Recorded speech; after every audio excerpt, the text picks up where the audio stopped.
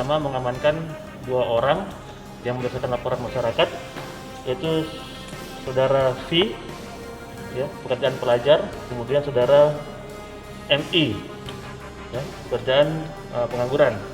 Yang mana pada saat kami amankan di TKP pertama, kedua orang tersebut kami temukan 57 saset tembakau yang kami duga adalah tembakau sintetis, dikembangkan pada hari itu juga. Kemudian kami berhasil mengamankan 3 orang lagi dengan TKP di Jalan Abdesir, Kota Makassar. Ketiga yang kami amankan itu adalah saudara S, kemudian saudara MF, kemudian saudara IZ, yang mana ketiga orang tersebut berstatus mahasiswa.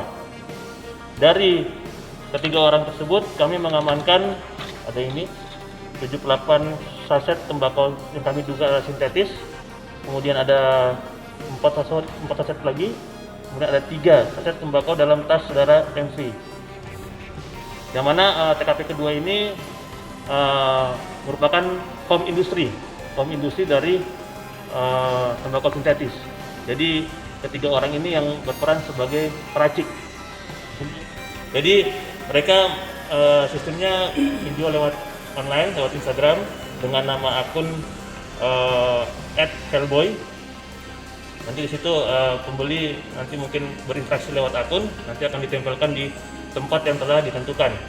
Yang mana 3 orang tersebut dia merakit atau membuat home industry ini dengan berawal dari bibit, kemudian dicampurkan dengan tembakau biasa, campurkan dengan alkohol, kemudian dirakit menjadi tembakau sintetis. Di Instagram, dalam rakit ini.